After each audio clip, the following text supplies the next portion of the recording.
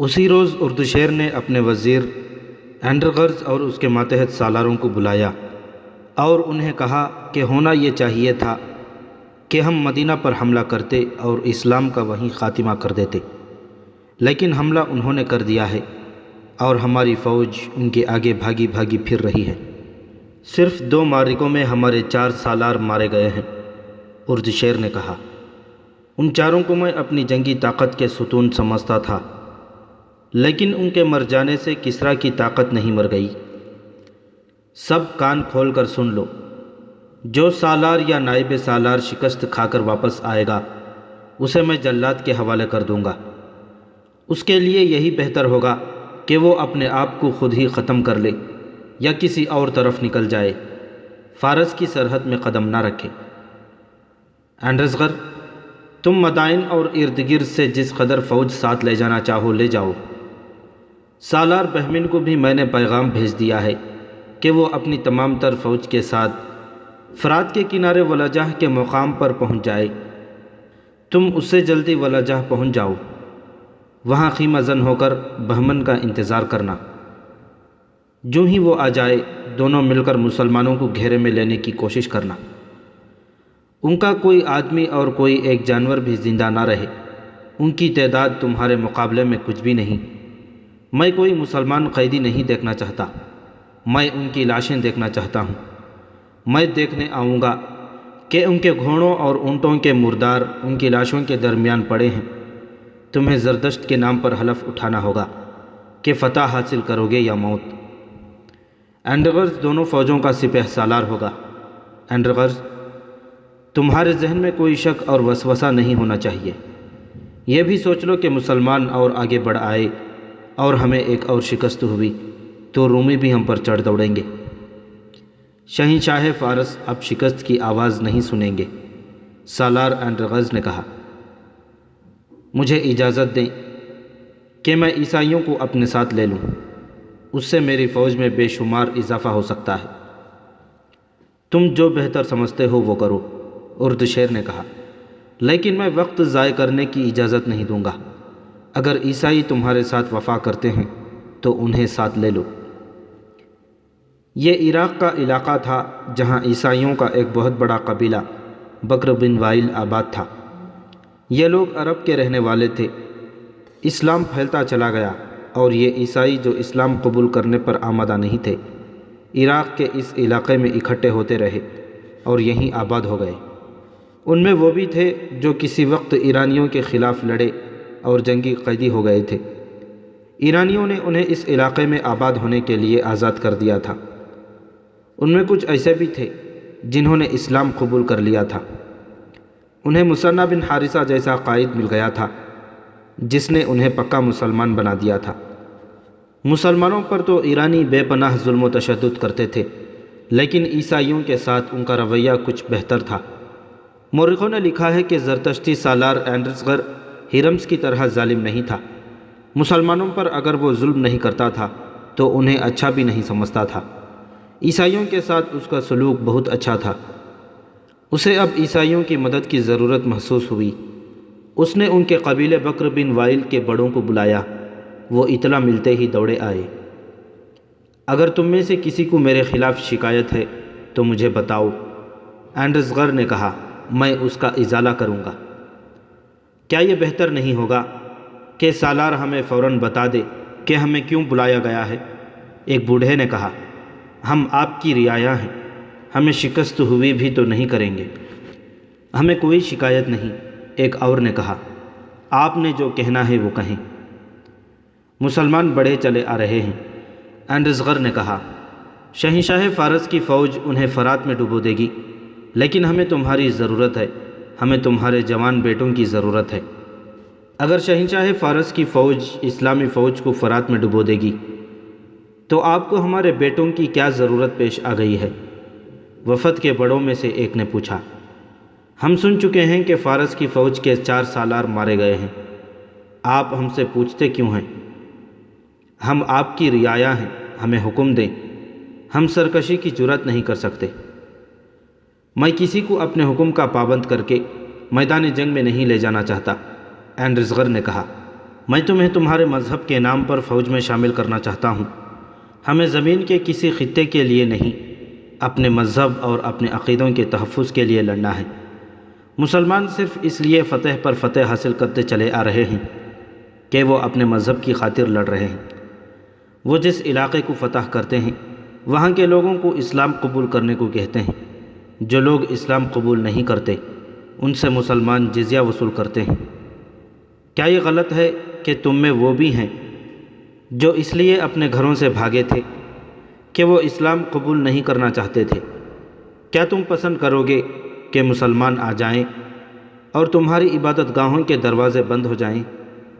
کیا تم برداشت کر لو گے کہ مسلمان تمہاری بیٹیوں کو لونڈیاں بنا کر اپنے ساتھ لے جائیں؟ ذرا غور کرو تو سمجھو گے کہ ہمیں تمہاری نہیں بلکہ تمہیں ہماری مدد کی ضرورت ہے۔ ہم تمہیں ایک فوج دے رہے ہیں، اسے اور زیادہ طاقتور بناؤ اور اپنے مذہب کو ایک بے بنیاد مذہب سے بچاؤ۔ اینڈرس غر نے عیسائیوں کو مسلمانوں کے خلاف ایسا مشتعل کیا کہ وہ اسی وقت واپس گئے اور مورخوں کی تحریروں کے مطابق اپنے قبیلے کے ہر بستی میں جا کر اعلان کرنے لگے کہ مسلمانوں کا بہت بڑا لشکر قتل و غارت اور لوٹ مار کرتا چلا آ رہا ہے۔ وہ صرف اسے بخشتے ہیں جو ان کا مذہب قبول کر لیتا ہے۔ وہ جوان اور کمسن لڑکیوں کو اپنے ساتھ لے جائیں گے۔ اپنی لڑکیوں کو چھپا لو، مال و دولت زمین میں دبا دو، عورتیں بچوں کو لے کر جنگلوں میں چلی جائیں۔ جوان آدمی ہتھیار، گھوڑے اور اونٹ لے کر ہمارے ساتھ آ جائیں۔ شہنشاہ فارس کی فوج ہمارے ساتھ ہے۔ یسوع مسیح کی قسم، ہم اپنی عزت پر کٹ مریں گے، اپنا مذہب نہیں چھوڑیں گے۔ ایک شور تھا، للکار تھی، جو آندھی کی طرح دشت و جبل کو، جن و انس کو لپیٹ میں لیتی آ رہی تھی۔ کوئی بھی کسی سے نہیں پوچھتا تھا کہ یہ سب کیا ہے، کس نے بتایا ہے کہ مسلمانوں کا لشکر آ رہا ہے، کدھر سے آ رہا ہے۔ جوش و خروش تھا۔ عیسائی مائیں اپنے جوان بیٹوں کو رخصت کر رہی تھیں، بیویاں خاوندوں کو، بہنیں بھائیوں کو الوداع کہہ رہی تھیں۔ ایک فوج تیار ہوتی چلی جا رہی تھی جس کی نفری تیزی سے بڑھتی جا رہی تھی۔ کسریٰ کی فوج کے کمانڈر وغیرہ آ گئے تھے۔ وہ ان لوگوں کو ایک جگہ اکٹھا کرتے چلے جا رہے تھے جو کسریٰ کی فوج میں شامل ہو کر مسلمانوں کے خلاف لڑنے کے لیے آ رہے تھے۔ ایک بستی میں لڑنے والے عیسائی جمع ہو رہے تھے۔ سورج کبھی کا غروب ہو چکا تھا۔ بستی میں مشالیں گھوم پھر رہی تھیں اور شور تھا۔ بستی دن کی طرح بیدار اور سرگرم تھی۔ دو آدمی جو اس بستی والوں کے لیے اجنبی تھے بستی میں داخل ہوئے اور لوگوں میں شامل ہو گئے۔ ہم ایک للکار سن کر آئے ہیں، ان میں سے ایک نے کہا۔ ہم روزگار کی تلاش میں بڑی دور سے آئے ہیں اور شاید مدائن تک چلے جائیں۔ یہ کیا ہو رہا ہے؟ تم کون ہو؟ کسی نے ان سے پوچھا۔ مذہب کیا ہے تمہارا؟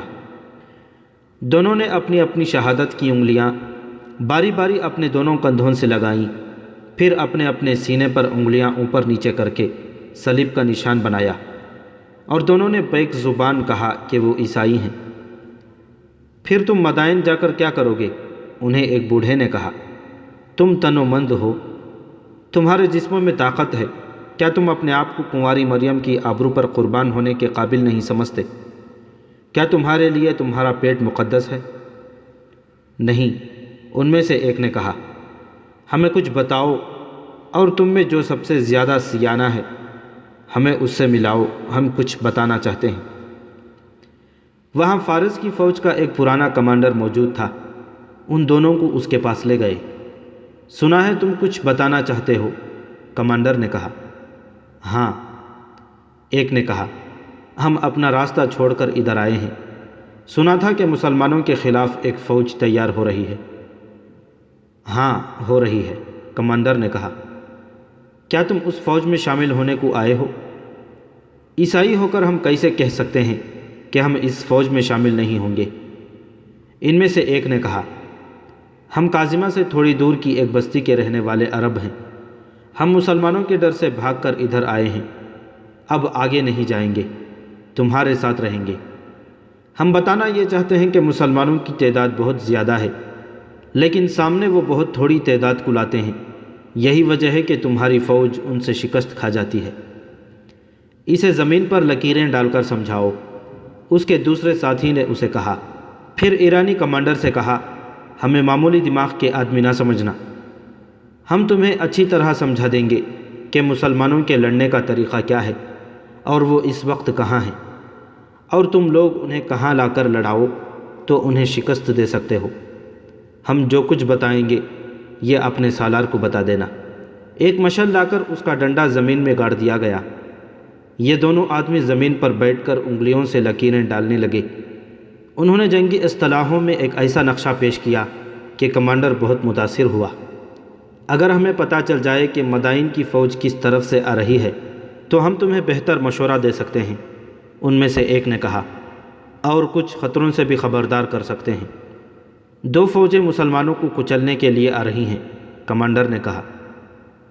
مسلمان ان کے آگے نہیں ٹھہر سکیں گے، بشرطے کہ دونوں فوجیں مختلف سمتوں سے آئیں، ایک اجنبی عیسائی نے کہا۔ وہ مختلف سمتوں سے آ رہی ہیں، کمانڈر نے کہا۔ ایک فوج مدائن سے ہمارے بڑے ہی دلیر اور قابل سالار اینڈرغز کی زیر کمان آ رہی ہے، اور دوسری فوج ایسے ہی ایک اور نامور سالار بہمین جازویہ لا رہا ہے۔ دونوں ولاجہ کے مقام پر اکٹھی ہوں گی۔ اس کے ساتھ بکر بن وائل کا پورا قبیلہ ہوگا۔ چند چھوٹے چھوٹے قبیلوں نے بھی اپنے آدمی دیے ہیں، تو پھر تمہارے سالاروں کو جنگی چیلنج چلنے کی ضرورت نہیں۔ دوسرے نے کہا، تمہاری فوج تو سیلاب کی مانند ہے، مسلمان تنکوں کی طرح بہہ جائیں گے۔ کیا تم ہم دونوں کو اپنے ساتھ رکھ سکتے ہو؟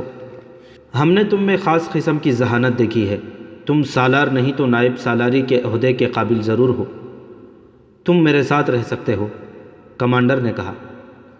ہم اپنے گھوڑے لے آئیں، دونوں میں سے ایک نے کہا، ہم تمہیں صبح یہیں ملیں گے۔ صبح کوچ ہو رہا ہے، کمانڈر نے کہا۔ ان تمام لوگوں کو جو لڑنے کے لیے جا رہے ہیں ایک جگہ جمع کیا جا رہا ہے، تم ان کے ساتھ آ جانا، میں تمہیں مل جاؤں گا۔ دونوں بستی سے نکل گئے۔ انہوں نے اپنے گھوڑے بستی سے کچھ دور ایک درخت کے ساتھ باندھ دیے اور بستی میں پیدل گئے تھے۔ بستی سے نکلتے ہی وہ دوڑ پڑے اور اپنے گھوڑوں پر جا سوار ہوئے۔ کیا ہم صبح تک پہنچ سکیں گے بن آصف؟ ایک نے دوسرے سے پوچھا۔ خدا کی قسم ہمیں پہنچنا پڑے گا، خواہ اڑ کر پہنچے، بن آصف نے کہا۔ یہ خبر ابن ولید رضی اللہ تعالیٰ عنہ تک بر وقت نہ پہنچی تو ہماری شکست لازمی ہے۔ گھوڑے تھکے ہوئے نہیں، اللہ کا نام لو اور ایڑ لگاؤ۔ دونوں نے ایڑ لگائی اور گھوڑے دوڑ پڑے۔ اشعر بن آصف نے بلند آواز سے اپنے ساتھی سے کہا، یہ تو طوفان ہے، اب آتش پرستوں کو شکست دینا آسان نہیں ہوگا۔ صرف بکر بن وائل کی تعداد دیکھ لو، کئی ہزار ہوگی۔ میں نے اپنے سالار ابن ولید کو پریشانی کی حالت میں دیکھا تھا، اشعر نے کہا۔ کیا تم اس کی پریشانی کو نہیں سمجھے اشعر؟ بن آصف نے کہا، ہم اتنے طاقتور دشمن کے پیٹ میں آ گئے ہیں، اللہ ہمارے ساتھ ہے، اشعر نے کہا۔ آتش پرست اس زمین کے لیے لڑ رہے ہیں جو وہ سمجھتے ہیں کہ ان کی ہے، اور ہم اللہ کی راہ میں لڑ رہے ہیں جس کی یہ زمین ہے۔ یہ دونوں گھڑ سوار خالد بن ولید رضی اللہ تعالیٰ عنہ کے اس جاسوسی نظام کے بڑے ذہین آدمی تھے جو خالد رضی اللہ تعالیٰ عنہ نے فارس کی سرحد کے اندر آ کر قائم کیا تھا۔ انہیں احساس تھا کہ وہ مدینہ سے بہت دور اجنبی زمین پر آ گئے ہیں جہاں اللہ کے سوا ان کی مدد کرنے والا کوئی نہیں۔ خالد رضی اللہ تعالیٰ عنہ نے دشمن کی نقل و حرکت پر نظر رکھنے کے لیے ہر طرف اپنے جاسوس بھیج دیے تھے۔ حضرت خالد فجر کی نماز سے فارغ ہوئے ہی تھے کہ ان کے خیمے کے قریب 2 گھوڑے آ رکے، سوار کود کر اترے۔ خالد رضی اللہ تعالیٰ عنہ نماز باجماعت پڑھ کر آ رہے تھے۔ ان سواروں کو دیکھ کر ان کے قریب جا رکے۔ گھوڑوں کا پسینہ اس طرح پھوٹ رہا تھا جیسے دریا میں سے گزر کر آئے ہوں۔ ان کی سانسیں دھونکنے کی طرح چل رہی تھیں۔ سواروں کی حالت گھوڑوں سے بھی بری تھی۔ اشعر، خالد رضی اللہ تعالیٰ عنہ نے کہا، بن آصف کیا خبر لائے ہو؟ اندر چلو، ذرا دم لے لو۔ دم لینے کا وقت نہیں سالار، بن آصف نے خالد رضی اللہ تعالیٰ عنہ کے پیچھے ان کے خیمے میں داخل ہوتے ہوئے کہا۔ آتش پرستوں کا سیلاب آ رہا ہے۔ ہم نے یہ خبر عیسائیوں کی ایک بستی سے لی ہے۔ بکر بن وائل کی الگ فوج تیار ہو گئی ہے۔ یہ مدائن کی فوج کے ساتھ اینڈرغرز نام کے ایک سالار کی زیر کمان آ رہی ہے۔ دوسری فوج بہمن جازویہ کی زیر کمان دوسری طرف سے آ رہی ہے۔ کیا یہ فوجیں ہم پر مختلف سمتوں سے حملہ کریں گی؟ خالد رضی اللہ تعالیٰ عنہ نے پوچھا۔ نہیں، اشار نے جواب دیا، دونوں فوجیں ولاجہ میں اکٹھی ہوں گی۔ اور تم کہتے ہو کہ سیلاب کی طرح آگے بڑھیں گی؟ خالد رضی اللہ تعالیٰ عنہ نے کہا۔ کمانڈر نے یہی بتایا ہے، بن آصف نے بولا۔ ان دونوں کی رپورٹ ابھی مکمل ہوئی ہی تھی کہ ایک شتر سوار خیمے کے باہر آ رکا اور ان سے اتر کر بغیر اطلاع خیمے میں آ گیا۔ اس نے خالد رضی اللہ تعالیٰ عنہ کو بتایا کہ فلاں سمت سے ایرانیوں کی ایک فوج بہمن جازویہ کی قیادت میں آ رہی ہے۔ یہ بھی ایک جاسوس تھا جو کسی بھیس میں اس طرف نکل گیا تھا جدھر سے بہمن کی فوج آ رہی تھی۔ تاریخ بتاتی ہے کہ اینڈرغرز اور بہمن جازویہ کو اس طرح کوچ کرنا تھا کہ دونوں کی فوجیں بیک وقت یا تھوڑے سے وقفے سے ولاجہ پہنچتیں، مگر ہوا یوں کہ اینڈرغرز پہلے روانہ ہو گیا۔ اس کی وجہ شاید یہ تھی کہ وہ کسریٰ اردشیر کے قریب تھا، اس لیے اردشیر اس کے سر پر سوار تھا۔ بہمن دور تھا، اسے کوچ کا حکم قاصد کی زبانی پہنچا تھا۔ وہ 2 دن بعد روانہ ہوا۔ کسی بھی مورخ نے اس فوج کی تعداد نہیں لکھی جو اینڈرغرز کے ساتھ تھی۔ بہمن کی فوج کی تعداد بھی تاریخ میں نہیں ملتی، صرف یہ ایک بڑا واضح اشارہ ملتا ہے کہ آتش پرستوں کی فوج جو مسلمانوں کے خلاف آ رہی تھی وہ واقعی سیلاب کی مانند تھی۔ اردشیر نے کہا تھا کہ وہ ایک اور شکست کا خطرہ مول نہیں لے گا، چنانچہ اس نے اتنی زیادہ فوج بھیجی تھی جتنی اکٹھی ہو سکتی تھی۔ اینڈرغرز کی فوج کا شمار تو ہو بھی نہیں سکتا تھا۔ اپنی باقاعدہ فوج کے علاوہ اس نے بکر بن وائل کے معلوم نہیں کتنے ہزار عیسائی اپنی فوج میں شامل کر لیے تھے۔ ان میں پیادہ تھے اور سوار بھی۔ اس فوج میں مزید اضافہ کوچ کے دوران اس طرح ہوا کہ جنگ دریا میں آتش پرستوں کے جو فوجی مسلمانوں سے شکست کھا کر بھاگے تھے وہ ابھی تک قدم گھسیٹتے مدائن کو جا رہے تھے۔ وہ صرف تھکن کے مارے نہیں تھے، ان پر مسلمانوں کی دہشت بھی طاری تھی۔ پسپائی کے وقت مسلمانوں کے ہاتھوں ان کی فوج کا قتل عام ہوا تھا۔ انہوں نے کشتیوں میں سوار ہو کر بھاگنے کی کوشش کی تھی، اس لیے وہ خالد رضی اللہ تعالیٰ عنہ کے مجاہدین کے لیے بڑا آسان شکار ہوئے تھے۔ اس بھگدڑ میں جو کشتیوں میں سوار ہو گئے تھے ان پر مجاہدین نے تینوں کا مہ برسا دیا تھا۔ ایسی کشتیوں میں جو سپاہی زندہ رہے تھے ان کی ذہنی حالت بہت بری تھی۔ ان کی کشتیوں میں ان کے ساتھی جسموں میں تیر لیے تڑپ تڑپ کر مر رہے تھے۔ اس طرح زندہ سپاہیوں نے لاشوں اور تڑپ تڑپ کر مرتے ساتھیوں کے ساتھ سفر کیا تھا۔ کشتیاں خون سے بھر گئی تھیں۔ زندہ سپاہیوں کی کشتیاں کھیلنے کی بھی ہوش نہیں تھیں۔ کشتیاں دریا کے بہاؤ کے ساتھ خود ہی بہتی کہیں سے کہیں جا پہنچی تھیں اور دور دور تک کنارے سے لگی تھیں، اور زردشت کے یہ پجاری بہت بری جسمانی اور ذہنی حالت میں مدائن کی طرف چل پڑے تھے۔ وہ 2-2 4-4 اور اس سے بھی زیادہ کی ٹولیوں میں جا رہے تھے۔ پرانی تحریروں سے پتہ چلتا ہے کہ ان میں کئی ایک نے جب اینڈرغرز کے فوج کو آتے دیکھا تو بھاگ اٹھے۔ وہ تیز دوڑ نہیں سکتے تھے، انہیں پکڑ لیا گیا اور فوج میں شامل کر لیا گیا۔ کچھ تعداد ایسے سپاہیوں کی ملی جو دماغی توازن کھو بیٹھے تھے۔ ان میں کچھ ایسے تھے جو بولتے ہی نہیں تھے، ان سے بات کرتے تھے تو وہ خالی خالی نگاہوں اور بے تاثر چہروں سے ہر کسی کو دیکھتے تھے۔ بعض بولنے کے بجائے چیخیں مارتے اور دوڑ پڑتے تھے، پیشتر اس کے کہ یہ ساری فوج کے لیے خوف و ہراس کا سبب بن جائیں۔ انہیں فوج سے دور لے جا کر ختم کر دو، ان کے سالار اینڈرغرز نے حکم دیا۔ اس حکم کی تعمیل کی گئی۔ مدائن کی یہ فوج تازہ دم تھی، اس نے ابھی مسلمانوں کے ہاتھ نہیں دیکھے تھے، لیکن دریا کے معرکے سے بچے ہوئے سپاہی جب راستے میں اس تازہ دم فوج میں شامل ہوئے تو ہلکے سے خوف کی ایک لہر ساری فوج میں پھیل گئی۔ شکست خوردہ سپاہیوں نے اپنے آپ کو بے قصور ثابت کرنے اور یہ ظاہر کرنے کے لیے کہ وہ بے جگری سے لڑے ہیں، مسلمانوں کے متعلق اپنی فوج کو ایسی باتیں سنائی جیسے مسلمانوں میں کوئی مافوق الفطرت طاقت ہو اور وہ جن بھوت ہوں۔ خالد رضی اللہ تعالیٰ عنہ کی جنگی قیادت کی یہ خوبی تھی کہ وہ دشمن کو جسمانی شکست ایسی دیتے تھے کہ دشمن پر نفسیاتی اثر بھی پڑتا تھا، جو ایک عرصے تک دشمن کے سپاہیوں پر باقی رہتا، اور اسی دشمن کے ساتھ جب ایک اور معرکہ لڑا جاتا تو یہ نفسیاتی اثر خالد رضی اللہ تعالیٰ عنہ کو بہت فائدہ دیتا تھا۔ یہ اثر پیدا کرنے کے لیے خالد رضی اللہ تعالیٰ عنہ دشمن کو پسپا کرنے پر ہی مطمئن نہیں ہو جاتے تھے، بلکہ دشمن کا تعاقب کرتے اور اسے زیادہ سے زیادہ جانی نقصان پہنچاتے تھے۔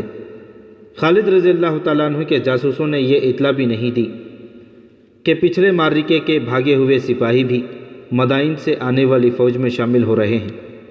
خالد رضی اللہ تعالیٰ عنہ نے اپنے سالاروں کو بلایا اور انہیں نئی صورتحال سے آگاہ کیا۔ میرے عزیز ساتھیوں، حضرت خالد نے انہیں کہا، ہم یہاں صرف اللہ کے بھروسے پر لڑنے آئے ہیں۔ جنگی نقطہ نگاہ سے دیکھا جائے تو ہم فارس کی فوج سے ٹکر لینے کے قابل نہیں۔ اپنے وطن سے ہم بہت دور نکل آئے ہیں، ہمیں کمک نہیں مل سکتی، ہم واپس بھی نہیں جائیں گے۔ ہم فارسیوں کو اور کسریٰ کو نہیں، آگ کے خداؤں کو شکست دینے کا عزم کیے ہوئے ہیں۔ میں تم سب کے چہروں پر تھکن کے آثار دیکھ رہا ہوں، تمہاری آنکھیں بھی تھکی تھکی سی ہیں اور تمہاری باتوں میں بھی تھکن ہے، لیکن رب کعبہ کی قسم، ہماری روحیں تھکی ہوئی نہیں، ہمیں اب روح کی طاقت سے لڑنا ہے۔ ایسی باتیں زبان پر نہ لا ابن ولید، ایک سالار عاصم بن عمرو نے کہا۔ ہمارے ارادوں میں کوئی تھکن نہیں ابن ولید، دوسرے سالار عدی بن حاتم نے کہا۔ ہم نے آرام کر لیا ہے، سپاہ نے بھی آرام کر لیا ہے۔ میں اسی لیے یہاں خیمہ ہو گیا تھا کہ اللہ کے سپاہی آرام کر لیں۔ خالد رضی اللہ تعالیٰ عنہ نے کہا، تمہارے ارادے تھکے ہوئے نہیں تو مجھے کچھ کہنے کی ضرورت نہیں، میں دوسری باتیں کرنا چاہتا ہوں جو زیادہ ضروری ہیں۔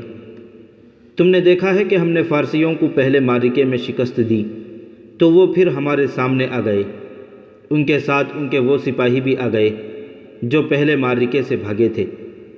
اب مجھے پھر اطلاع ملی ہے کہ دوسرے معرکے سے بھاگے ہوئے سپاہی مدائن سے آنے والی فوج کے ساتھ راستے میں ملتے آ رہے ہیں۔ اب تمہیں یہ کوشش کرنی ہے کہ اگلے معرکے میں آتش پرستوں کا کوئی سپاہی زندہ نہ جا سکے۔ میں کسریٰ کی فوج کا نام و نشان مٹا دینا چاہتا ہوں، ہمارا اللہ یوں ہی کرے گا۔ 3-4 آوازیں سنائی دیں، سب اللہ کے اختیار میں ہے۔ خالد رضی اللہ تعالیٰ عنہ نے کہا، ہم اسی کی خوشنودی کے لیے گھروں سے اتنی دور آ گئے ہیں، اب جو صورت ہمارے سامنے ہے اس پر سنجیدگی سے غور کرو۔ یہ فیصلے جذبات سے نہیں کیے جا سکتے۔ اس حقیقت کو ہم نظر انداز نہیں کر سکتے کہ فارسیوں کی جنگی طاقت اور تعداد جو اب آ رہی ہے، ہم اس کا مقابلہ کرنے کے قابل نہیں، لیکن پسپائی کو دل سے نکال دو۔ تازہ اطلاعوں کے مطابق مدائن کی فوج دجلہ عبور کر آئی ہے، آج رات فرات کو بھی عبور کر لے گی، پھر وہ ولجہ پہنچ جائے گی۔ ان کی دوسری فوج بھی آ رہی ہے، ہمارے جاسوس اس کا کوچ دیکھ رہے ہیں اور مجھے اطلاعیں دے رہے ہیں۔ خدائے ذوالجلال ہماری مدد کر رہا ہے، یہ اسی کی ذات باری کا کرم ہے کہ فارس کی یہ دوسری فوج جو ایک سالار بہمن جازویہ کی زیر کمان آ رہی ہے، اس کی رفتار تیز نہیں، وہ پڑاؤ زیادہ کر رہی ہے۔ ہم اپنی قلیل نفری سے ان دونوں فوجوں سے ٹکر لے سکتے ہیں۔ میری عقل اگر صحیح کام کر رہی ہے تو میں یہی ایک طریقہ بہتر سمجھتا ہوں کہ مدائن کی فوج جو سالار اینڈزغر کے ساتھ آ رہی ہے وہ ولجہ تک جلدی پہنچ جائے گی، پیشتر اس کے کہ بہمن کی فوج بھی اس سے آ ملے۔ ہم اینڈزغر پر حملہ کر دیں گے۔ کیا میں نے بہتر سوچا ہے؟ اس سے بہتر اور کوئی فیصلہ نہیں ہو سکتا، سالار عاصم نے کہا۔ مجھے مدائن کی اس فوج میں ایک کمزوری نظر آ رہی ہے۔ اس فوج میں عیسائیوں کے قبیلوں کے لوگ بھی ہیں جو لڑنا تو جانتے ہوں گے، لیکن انہیں جنگ اور باقاعدہ معرکے کا تجربہ نہیں۔ میں انہیں ایک مسلح ہجوم کہوں گا۔ دشمن کی دوسری کمزوری وہ سپاہی ہیں جو پچھلے معرکے سے بھاگے ہوئے مدائن کی فوج کو راستے میں جا ملے تھے۔ مجھے یقین ہے کہ وہ ڈرے ہوئے ہوں گے انہوں نے اپنے ہزاروں ساتھیوں کو تلواروں، تیروں اور برچھیوں کا شکار ہوتے دیکھا ہے، پس پائی کی صورت میں وہ سب سے پہلے بھاگیں گے۔ خدا کی قسم بن عمرو، خالد رضی اللہ تعالیٰ عنہ نے پرجوش آواز میں کہا، تجھ میں وہ عقل ہے جو ہر بات سمجھ لیتی ہے۔ خالد رضی اللہ تعالیٰ عنہ نے ان سب پر نگاہ دوڑائی جو وہاں موجود تھے۔ انہوں نے کہا، تم میں کوئی ایک بھی ایسا نہیں جو اس بات کو نہ سمجھ سکا ہو، لیکن دشمن کے اس پہلو کو نہ بھولنا کہ اس کے پاس ساز و سامان، رسد اور کمک کی کمی نہیں۔ صرف اینڈرزغر کی فوج ہماری تعداد سے 6 گنا زیادہ ہے۔ میں نے جو طریقہ سوچا ہے یہ موزوں اور مؤثر ضرور ہوگا، لیکن آسان نہیں۔ لڑنا سپاہ نے ہے۔ وہ سمجھتے ہیں کہ ہم یہاں کیوں آئے ہیں، پھر بھی انہیں اچھی طرح سمجھا دو کہ ہم واپس جانے کے لیے نہیں آئے اور ہم مدائن میں ہوں گے یا خدائے بزرگ و برتر کے حضور پہنچ جائیں گے۔ 2 مورخوں طبری اور یاقوت نے لکھا ہے کہ یہ فہم و فراست کی جنگ تھی۔ اگر تعداد اور ساز و سامان اور دیگر جنگی احوال و قوائف کو دیکھا جاتا تو آتش پرستوں اور مسلمانوں کا کوئی مقابلہ ہی نہ تھا۔ خالد رضی اللہ تعالیٰ عنہ کا چہرہ اترا ہوا تھا۔ ان کی راتیں گہری سوچ میں گزر رہی تھیں۔ خیمہ گاہ میں وہ چلتے چلتے رک جاتے اور گہری سوچ میں کھو جاتے۔ انہیں زمین پر بیٹھ کر انگلی سے مٹی پر لکیریں ڈالتے ہوئے بھی دیکھا گیا۔ خالد رضی اللہ تعالیٰ عنہ کے سامنے سب سے بڑا مسئلہ یہ تھا کہ وہ آتش پرستوں سے فیصلہ کن معرکے لڑے بغیر واپس نہ آنے کا عہد کر چکے تھے۔ انہوں نے اپنی فوج کو حسب معمول 3 حصوں میں تقسیم کیا۔ پہلے کی طرح دائیں اور بائیں پہلوؤں پر سالار عاصم بن عمرو اور سالار عدی بن حاتم کو رکھا۔ اپنے ساتھ انہوں نے صرف 1,500 نفری رکھی، جن میں پیادے تھے اور گھوڑ سوار بھی۔ اس تقسیم کے بعد انہوں نے کوچ کا حکم دیا۔ یہ حکم انہوں نے جاسوسوں کی اس اطلاع کے مطابق دیا کہ اینڈرزغر کی فوج دریائے فرات عبور کر رہی ہے۔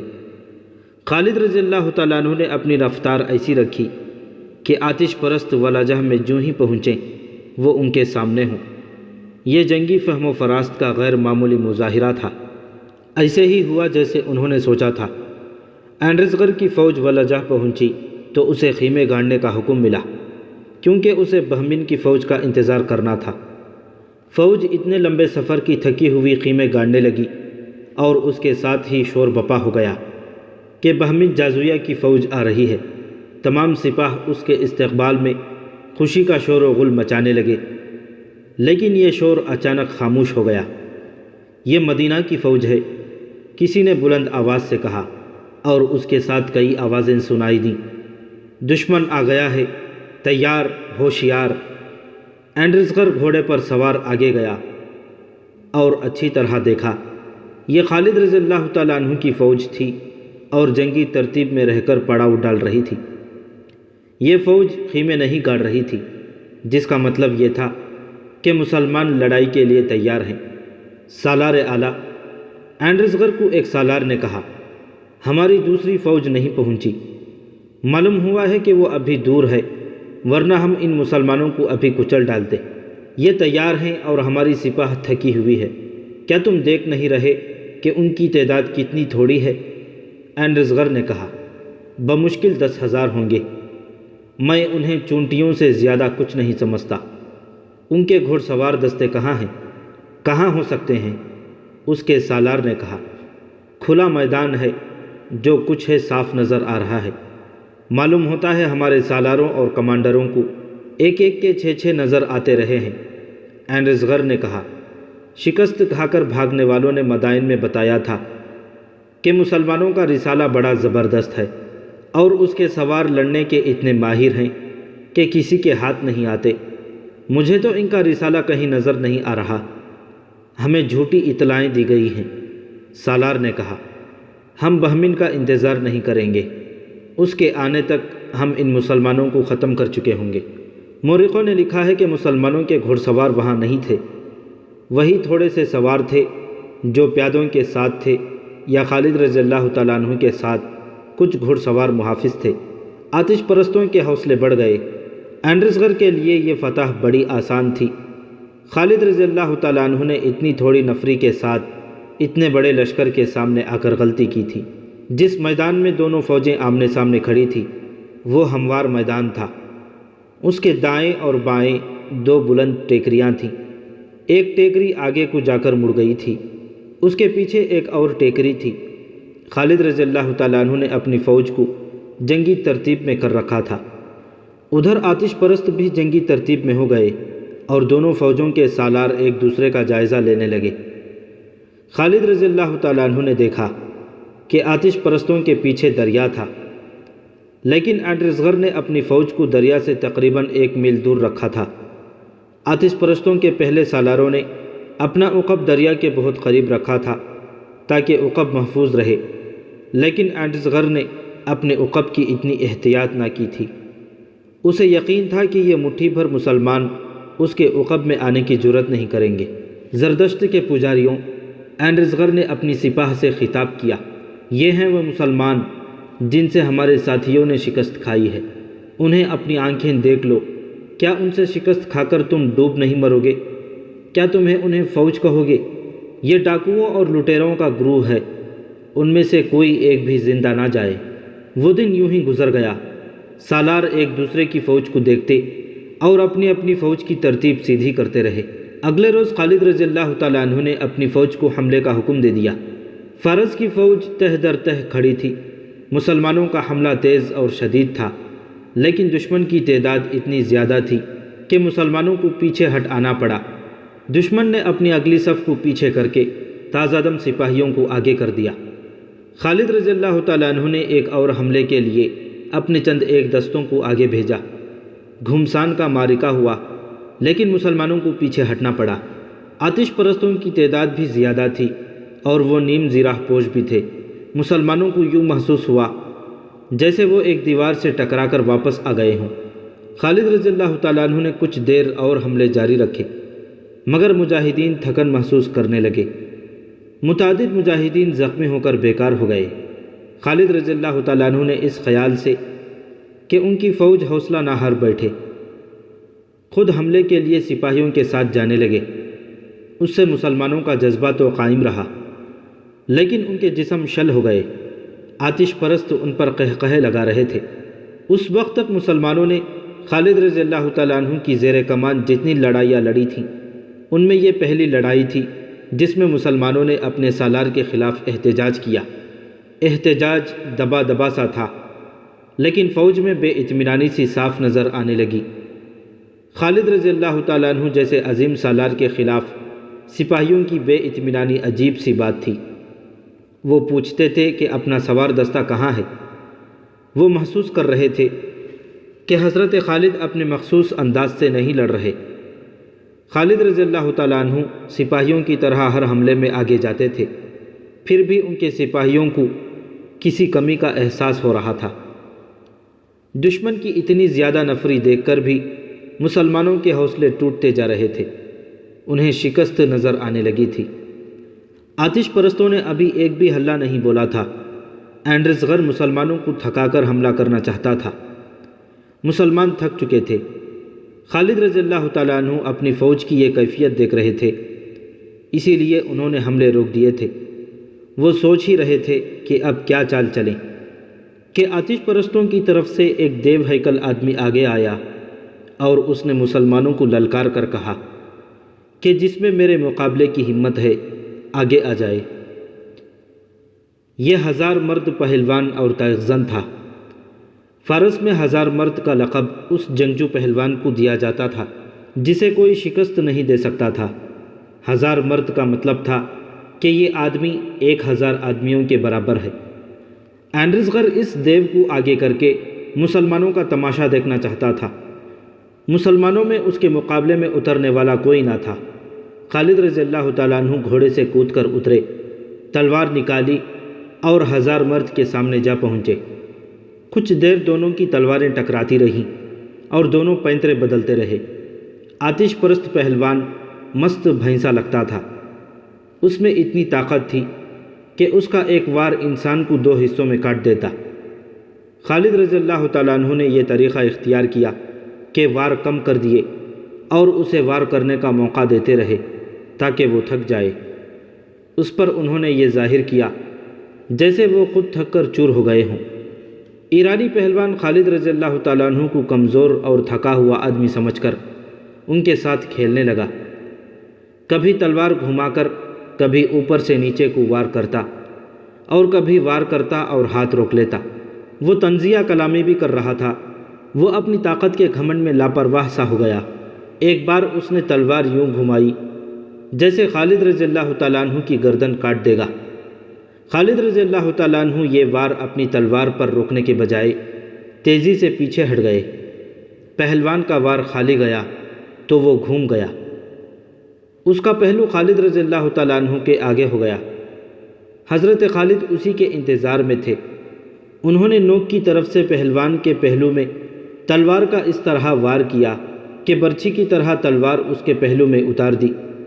وہ گرنے لگا تو خالد رضی اللہ تعالیٰ عنہ نے اس کے پہلو سے تلوار کھینچ کر ایسا ہی ایک اور وار کیا اور تلوار اس کے پہلو میں دور اندر تک لے گئے۔ طبری اور ابو یوسف نے لکھا ہے کہ پہلوان گرا اور مر گیا۔ حضرت خالد اس کے سینے پر بیٹھ گئے اور حکم دیا کہ انہیں کھانا دیا جائے۔ انہیں کھانا دیا گیا جو انہوں نے 1000 مرد کی لاش پر بیٹھ کر کھایا۔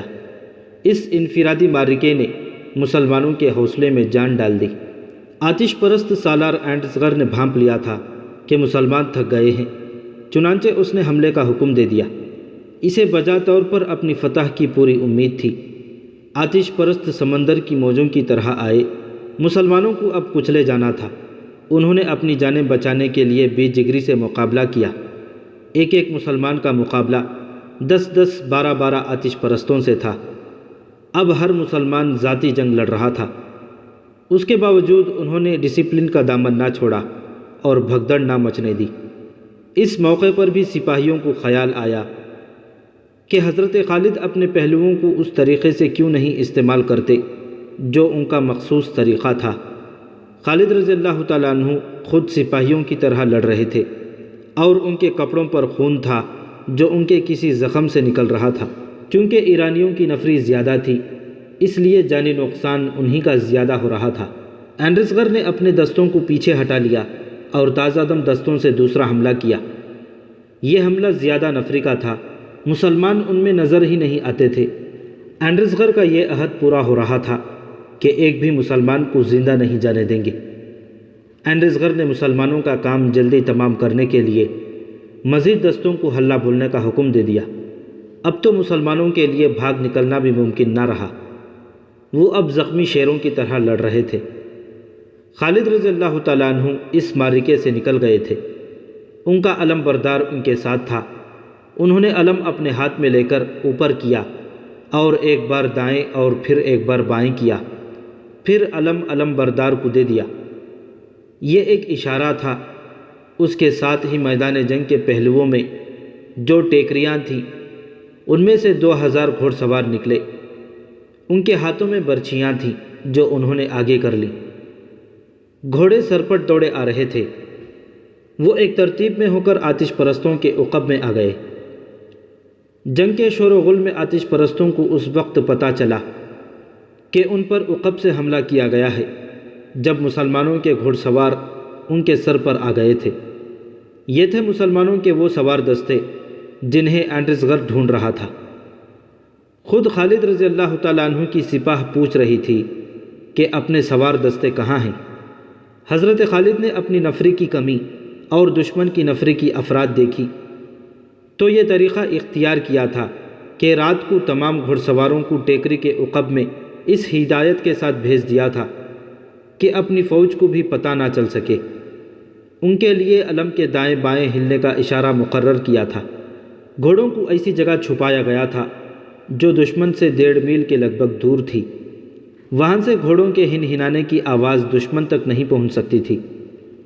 ایک روایت میں یہ بھی ہے کہ رات کو گھوڑوں کے منہ باندھ دیے گئے تھے۔ ان 2000 گھوڑ سواروں کے کمانڈر بسر بن ابی رحم اور سعید بن مرہ تھے۔ جب صبح لڑائی شروع ہوئی تھی تو ان دونوں کمانڈروں نے گھوڑ سواروں کو پاپ باریکاب کر دیا اور خود ایک ٹیکری میں کھڑے ہو کر اشارے کا انتظار کرتے رہے تھے۔ آتش پرستوں پر عقب سے قیامت ٹوٹی تو خالد رضی اللہ تعالیٰ عنہ نے اگلی چال چلی جو پہلے سے طے ہو گئی تھی۔ پہلوؤں کے سالار عاصم بن عمرو اور عدی بن حاتم نے لڑتے ہوئے بھی اپنے آپ کو بچا کر رکھا ہوا تھا۔ انہیں معلوم تھا کہ کیا کرنا ہے۔ جب گھڑ سواروں نے عقب سے دشمن پر حملہ بولا تو پہلوؤں کے ان دونوں سالاروں نے اپنے اپنے پہلو پھیلا کر آتش پرستوں کو گھیرے میں لے لیا۔ دشمن کو دھوکہ دینے کے لیے خالد رضی اللہ تعالیٰ عنہ نے اپنا محفوظہ بھی معرکے میں پہلے ہی جھونک دیا تھا۔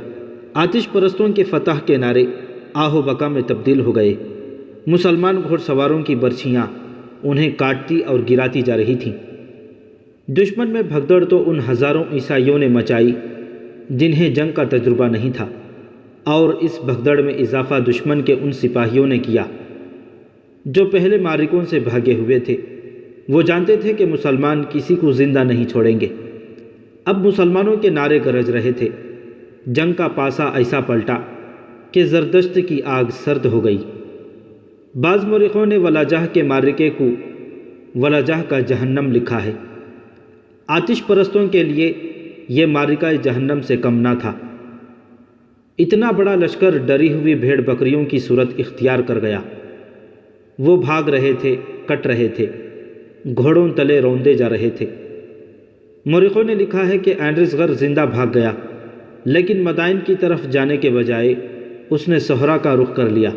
اسے معلوم تھا کہ وہ واپس گیا تو ارد شیر اسے جلاد کے حوالے کر دے گا۔